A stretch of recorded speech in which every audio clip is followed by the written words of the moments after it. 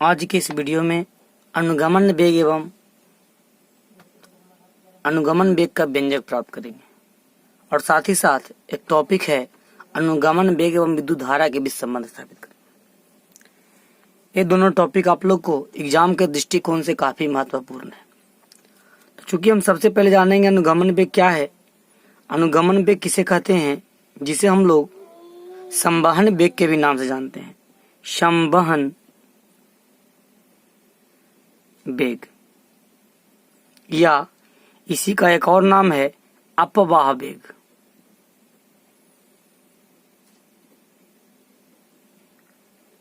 इसी को हम लोग बोलते हैं ड्रिफ्ट वेलोसिटी। तो कभी भी आप लोग को एग्जाम में आ जाए अनुगमन वेग, संवहन वेग, अपवाह वेग, ड्रिफ्ट वेलोसिटी, सबका सब एक है। तो हम जानते हैं पहले अनुगमन वेग क्या है। अनुगमन वेग जानने के पहले हम आपको ये बता दें, अगर आप पहले वाला वीडियो नहीं देखें विद्युत धारा, तो वो वीडियो जरूर देख लें, क्योंकि उसमें विद्युत धारा से संबंधित बहुत सारे छोटे छोटे परिभाषा के बारे में बताया गया है। तो चलते हैं, सबसे पहले हम देखते हैं, आपको बता दें अनुगमन वेग के बारे में। तो रह गई अनुगमन वेग। तो चूंकि एक पॉइंट आपको याद रखना है, यादृच्छिक गति क्या है, यादृच्छिक गति किसे कहते हैं। यादृच्छिक गति का मतलब क्या होता है, देखिए यादृच्छिक गति में कहा जाता है जब किसी भी पिंड की गति प्रत्येक क्षण बदलता रहता है तो उसको हम लोग बोलते हैं यादृच्छिक गति। कोई भी पिंड रहे, जब उसका दिशा प्रत्येक क्षण बदलता हो तो उसे हम लोग यादृच्छिक गति के नाम से जानते हैं। जैसे मधुमक्खी की गति वो यादृच्छिक गति है, चालक के अंदर इलेक्ट्रॉनों की गति। तो चूंकि हम जानते हैं चालक में मुक्त इलेक्ट्रॉन की संख्या काफी अधिक होती है और इसका गति है जो यादृच्छिक गति होता है। इलेक्ट्रोस्टैटिक्स के एक्सरसाइज में एक आप लोग का हेडिंग आया था चालक में इलेक्ट्रॉनों की गति, यानी कि चालक में इलेक्ट्रॉनों की गति जो होता है यादृच्छिक गति होता है। और यह यादृच्छिक गति का मतलब होता है इसका दिशा प्रत्येक क्षण बदलता रहता है, यानी एक निश्चित दिशा में गति नहीं करता है, उसको हम लोग बोलते हैं यादृच्छिक गति। तो अब जानते हैं अनुगमन वेग। अनुगमन वेग में क्या है भाई, तो हम सबसे पहले देखते हैं अनुगमन। जब कोई चालक विद्युत क्षेत्र की अनुपस्थिति में होता है, जैसे मान लिया कोई चालक है और जब इसमें विद्युत क्षेत्र की अनुपस्थिति है, यानी कि इसमें विद्युत क्षेत्र नहीं है, तो जो इलेक्ट्रॉन गति करेंगे, इलेक्ट्रॉन इसका डायरेक्शन है जो यानी कि हर क्षण बदला रहेगा, यानी इसका डायरेक्शन एक निश्चित नहीं होता है, यानी कि हर डायरेक्शन इसका डायरेक्शन हमेशा जब बदलता रहता है, एक निश्चित दिशा में नहीं होता है, कभी आपका इधर होता है, तो इसको हम लोग बोलते हैं यादृच्छिक गति। लेकिन और इसका वेग है जो प्रारंभिक अवस्था में, मान लिया प्रथम इलेक्ट्रॉन है तो इसका electron U1, U2 dot dot U3, यानी किसी प्रकार के UN है, यानी बहुत सारे इलेक्ट्रॉन है और सबका वेग U1, U2, U3, UN है, यानी कि सबको मिलाकर हम लोग इसको बोलते हैं, इसकी प्रारंभिक सब इलेक्ट्रॉन का प्रारंभिक वेग U है जब यादृच्छिक गति में हो। यादृच्छिक गति का मतलब मैंने आप लोग को बताया, जिसका दिशा एक निश्चित न हो, एक निश्चित दिशा में गति नहीं करता हो, तो हम लोग बोलते हैं यादृच्छिक गति। लेकिन जब इसे विद्युत क्षेत्र में रखा जाता है, तो जब इसे विद्युत क्षेत्र में रखा जाता है तो ये जो इलेक्ट्रॉन की जो यहाँ पर आ जाएगा, विद्युत क्षेत्र का मतलब समझना है किसी सेल या बैटरी से जोड़ना, जैसे निगेटिव हो गया पॉजिटिव हो गया, या आपका पॉजिटिव या आपका निगेटिव। तो जैसे आप देखिए, जब हम चूंकि पढ़े हैं धनावेश विद्युत क्षेत्र की दिशा है जो धनावेश में बाहर की होता है और इन आवेश में अंदर की होता है। तो ये आप लोग निगेटिव देख रहे हैं, निगेटिव है जो पॉजिटिव की ओर आकर्षित कर जाता है। चूंकि हम पढ़े हैं विद्युत क्षेत्र की दिशा धनावेश से विद्युत क्षेत्र की दिशा धनावेश से ऋणावेश की होता है, लेकिन ये जो देख रहे हैं निगेटिव है जो पॉजिटिव की ओर आकर्षित हो जाता है। यानी कि कब, जब इसे विद्युत क्षेत्र में रखा जाता है तो तब इसका सबका इलेक्ट्रॉन का डायरेक्शन है जो एक दिशा में हो जाता है। तो पहले इसका जो वेग था जब विद्युत क्षेत्र की अनुपस्थिति में U, और जब विद्युत क्षेत्र में रखा गया तो इसका वेग V हो गया। तो यानी कि इसका परिभाषा जानना है कि जब कोई भी चालक को विद्युत क्षेत्र में रखा जाता है तो इलेक्ट्रॉन का वेग एक निश्चित दिशा में गति करने लगता है। जब एक निश्चित दिशा में गति करने लगता है इलेक्ट्रॉन, इस निश्चित दिशा में इलेक्ट्रॉन की गति को, इसी को हम लोग बोलते हैं VD, अनुगमन वेग। एक ही पॉइंट में, एक ही लाइन में समझना है कि जब कोई भी चालक को एक समान विद्युत क्षेत्र में रखा जाता है तो चालक में इलेक्ट्रॉन एक निश्चित दिशा में गति करने लगता है, उसके वेग को अनुगमन वेग कहा जाता है। जैसा कि आप यहाँ पर आप देख सकते हैं, जैसे जो देख रहे हैं अनुगमन वेग का व्यंजक प्राप्त करना, ये जो आप लोग का एक चालक तार है, इस चालक तार को विद्युत क्षेत्र की अनुपस्थिति में रखा गया है। तो इलेक्ट्रॉन का जो डायरेक्शन है यानी कि एक निश्चित नहीं है, इसका दिशा हमेशा बदला हुआ है। हर इलेक्ट्रॉन का डायरेक्शन है जो बदला हुआ है। लेकिन जब इसे हम विद्युत क्षेत्र इस पर आरोपित करते हैं, जब इसे विद्युत क्षेत्र से जोड़ते हैं, यानी कि सेल या बैटरी से जब जोड़ते हैं हम लोग, बड़ा वाला को हम लोग प्लस बोलते हैं और छोटा वाला को माइनस बोलते हैं। यानी कि आप लोग का धन टर्मिनल होता है और ऋण टर्मिनल होता है। तो ये जो आप लोग देख रहे हैं, जब विद्युत क्षेत्र में रखा गया है तो इलेक्ट्रॉन का डायरेक्शन है जो एक निश्चित दिशा में हो गया है। तो हम लोग जानते हैं, एक परिभाषा जानते हैं विद्युत क्षेत्र की। जब विद्युत क्षेत्र में रखते हैं तो विद्युत क्षेत्र में इलेक्ट्रॉन पर एक बल लगता है। वो बल जब विद्युत क्षेत्र में रखा जाता है तो इलेक्ट्रॉन पर एक बल कार्य करता है। ये जो आपका बल है, हम पढ़े हैं विद्युत क्षेत्र में F बराबर QE, यानी वहां पर जब आवेश होता है QE, यहाँ पर आवेश के रूप में आपका इलेक्ट्रॉन है -E इंटू E। यहाँ हम लोग लिखते हैं F बराबर -E इंटू E। यहाँ पर आप लोग माइनस लिख सकते हैं। जब यहाँ आप लोग F बराबर -E इंटू E लिखते हैं तो हम चूंकि पढ़े हैं, यहाँ पर आप लोग का जब विद्युत क्षेत्र की अनुपस्थिति में इस इलेक्ट्रॉन का वेग आपको प्रारंभिक वेग U था, यहाँ पर आप लोग को जब विद्युत क्षेत्र में रखा जाता है तो इसका वेग आप लोग का V हो जाता है। यानी कि वेग में जब परिवर्तन होता है तो त्वरण उत्पन्न होता है। जब वेग में परिवर्तन होता है तो त्वरण उत्पन्न होता है।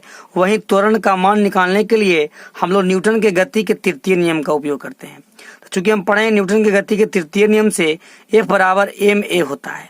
m का मतलब यहाँ पर द्रव्यमान का काम करेगा, इलेक्ट्रॉन का द्रव्यमान। देखिए मास ऑफ इलेक्ट्रॉन इंटू आपका a जो देख रहे हैं समीकरण 1 और समीकरण 2 से लेफ्ट साइड आप लोग का जब बराबर है 1 और 2, जब हम लोग लेके चलते हैं तो इससे हम लोग a का वैल्यू निकाल देते हैं। जब हम लोग यहाँ पर से a का वैल्यू निकालते हैं तो देखते हैं E इंटू E बट्टा मास ऑफ E। यहाँ पर आप लोग -E लिखते आइएगा। तो हम देखिए यहाँ पर जब आप लोग को a मालूम रहे, त्वरण मालूम हो, प्रारंभिक वेग मालूम हो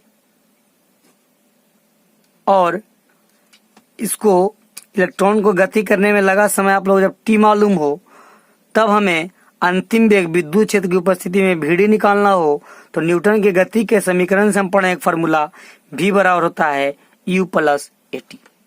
जब V बराबर U प्लस AT होता है, U जो देख रहे हैं यहाँ पर प्रारंभिक वेग 0 है।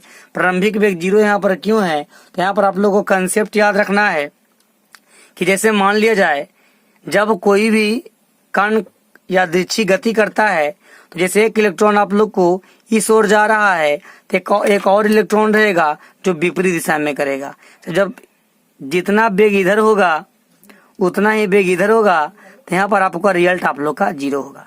यादृच्छिक गति में है जो एक दूसरे विपरीत दिशा में है जो गति करता है, और जब ये विपरीत दिशा में गति करता है तो दोनों स्थितियों में इसका परिणाम हम जब जोड़ते हैं तो 0 आता है। इसका कुल है जो योग करने पर आपका इसका 0 आता है। तो यानी कि इसका प्रारंभिक वेग 0 हो जाता है।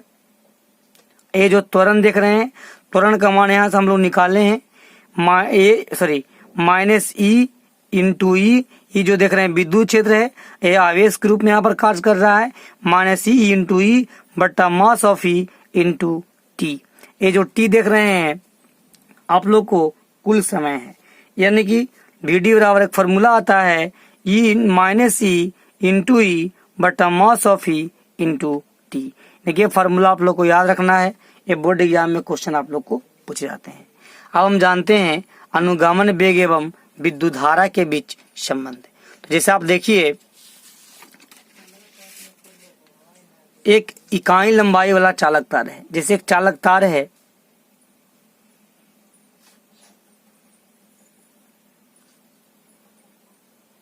यह चालक तार आप लोग को काफी लंबा है, लेकिन इकाई लंबाई वाले चालक तार में इलेक्ट्रॉनों की संख्या, इसमें जो आप इलेक्ट्रॉन देख रहे हैं, इसमें कुल इलेक्ट्रॉन को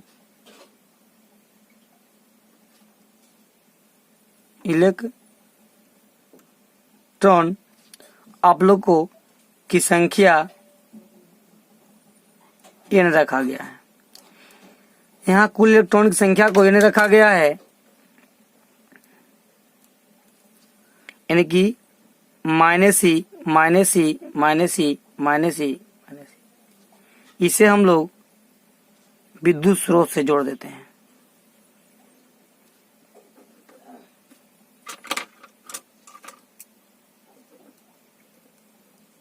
ये माइनस है आपका प्लस, यहाँ पर प्लस है, तो ये माइनस है जो इस दिशा में जाएगा, ये प्लस का direction.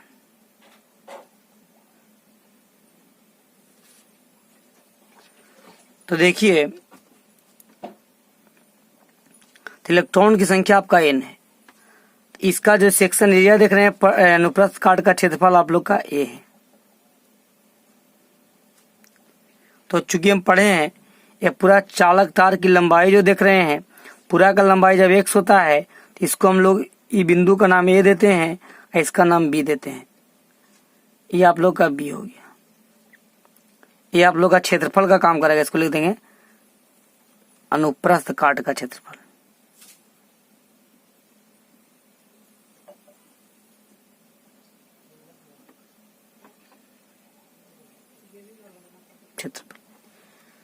a into delta x, यानी कि इकाई लंबाई का इकाई लंबाई का तार में इलेक्ट्रॉन की संख्या देख रहे हैं n है। और जब पूरा के निकालेंगे हम लोग, तो हम लोग आयतन निकालेंगे।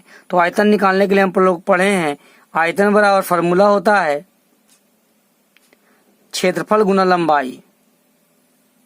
इसको हम लोग लंबाई गुना चौड़ाई गुना ऊंचाई मोटाई भी लिख सकते हैं, लेकिन यहाँ पर क्षेत्रफल आपका a हो गया, लंबाई आप लोग का डेल्टा एक्स है।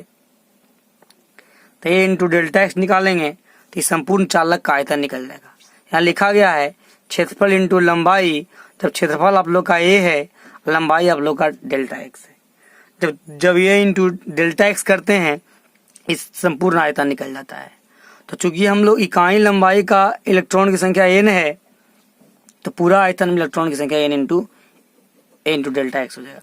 ए इकाई के लिए हो गया, एक कुल में जब गुना कर देते हैं तो आप लोग का संपूर्ण चालक के आयतन का निकल जाता है। तो इलेक्ट्रॉन की संख्या निकल गया। हम लोग पढ़े हैं आवेश Q बराबर फॉर्मूला होता है N इंटू ई। जब Q बराबर N इंटू ई निकालते हैं तो इस संपूर्ण चालक के लिए डेल्टा Q बराबर N इंटू ई, N का काम आप लोग को ई कर रहा है। ये आप लोग को ई फॉर्मूला से हम लोग, तो यहाँ बगल में हम लोग लिख सकते हैं Q बराबर N ई इस फॉर्मूला से। तो डेल्टा Q बराबर आ गया N इंटू ई। N का मतलब यहाँ पर देख रहे हैं, ये आप लोग का टोटल N है। यहाँ आप लोग कैपिटल N दे करके भी उपयोग कर सकते हैं। तो यानी कि यहाँ देख रहे हैं I बराबर डेल्टा बटा Q, डेल्टा Q बटा डेल्टा T। ये हम लोग औसत धारा पढ़े हैं, औसत धारा में पढ़ाए थे आप लोग को पिछले वीडियो में। और चूंकि डेल्टा Q देख रहे हैं, ये समीकरण एक इसको मानते हैं। समीकरण एक से देखते हैं हम लोग, डेल्टा Q बराबर NA into delta X into E है। NA delta X into E है, डेल्टा Q जगह पर। डेल्टा T देख रहे हैं, डेल्टा T रख दिया गया है। और चूंकि हम पढ़े हैं वेग और विस्थापन बटा समय होता है, तो यहाँ वेग को हम लोग VD बोलेंगे, अंतिम वेग को ड्रिफ्ट वेलोसिटी। VD बराबर हो जाएगा डेल्टा एक्स बट्टा डेल्टा T। तो डेल्टा एक्स जो आप देख रहे हैं, ये डेल्टा T देख रहे हैं विस्थापन और बटा समय। तो यहाँ से लेकर के यहाँ तक इलेक्ट्रॉन को पूरा विस्थापन आपका डेल्टा एक्स हो गया। यहाँ से लेकर यहाँ तक जाने में समय आप लोग का डेल्टा T हो गया, औसत समय। तो हम लोग यहाँ लिख सकते हैं डेल्टा T से डेल्टा एक्स, यहाँ देख रहे हैं डेल्टा एक्स बराबर, हम लोग यहाँ कंसेप्ट लिखेंगे डेल्टा एक्स बराबर VD into delta T cross multiplication. Delta T से डेल्टा टी कैंसिल हो जाता है, आई बराबर एक कंसेप्ट आता है NEAVD, या इसको आप सीधा कर लिख दीजिएगा NEAVD। यही आप लोग को बोर्ड एग्जाम में क्वेश्चन सिद्ध करने के लिए कहता है। जब आप लोग को क्वेश्चन पूछा जाएगा अनुगमन वेग एवं विद्युत धारा के बीच संबंध, तो आप लोग आसानी तरीका से इसको निकाल सकते हैं। यानी कि इससे आप लोग और शॉर्ट बनाना चाहते हैं तो I बटा A बराबर पढ़ाए थे पिछले वीडियो में विद्युत धारा घनत्व, तो I बटा A को हम लोग VD निकालना रहेगा, तो I बटा A को हम लोग लिख देंगे J इंटू NE। तो यानी कि हम पढ़ रहे हैं अनुगमन वेग और विद्युत धारा के बीच संबंध, तो आप लोग का अनुगमन वेग VD आ गया, विद्युत धारा I हो गया, इसके बीच संबंध हो गया। एक और टॉपिक है जिसके बारे में केवल आपको हम परिचित करवा देते हैं, वो है ओम का नियम। ये आप लोग का इसके बारे में आप लोग 10th क्लास में पढ़े होंगे शायद। ओम का नियम, ओम का नियम में देखते हैं क्या है। ओम का नियम में पहला है परिचय, इसके बाद जाने नियम क्या है, फिर इसी में आप लोगों का टॉपिक आएगा विशिष्ट प्रतिरोध क्या है, फिर जानेंगे प्रतिरोध क्या है, फिर इसी प्रकार आपका आएगा चालकता क्या है, विशिष्ट चालकता क्या है, प्रतिरोधक क्या है, नहीं कि बहुत सारे छोटे छोटे पॉइंट। तो ओम नामक पहले हम जान लेते हैं। ओम एक वैज्ञानिक थे जिनका पूरा नाम था जॉर्ज साइमन ओम। 1787 ईस्वी में इनका जन्म हुआ, 1854 में मृत्यु हो गया। ये जर्मनी के रहने वाले थे। जर्मनी का एक स्थान है म्यूनिख, म्यूनिख के ऊपर का स्थान है जो एजुकेशन से संबंधित है। वहाँ म्यूनिख में इन्होंने एक प्रोफेसर रहे थे। इन्होंने सन 1828 ईस्वी में विद्युत धारा एवं विभवांतर के बीच संबंध बताया, जिससे हम लोग आज पढ़ते हैं V बराबर RI। यही व्यंजक को हम लोग अब अगले वीडियो में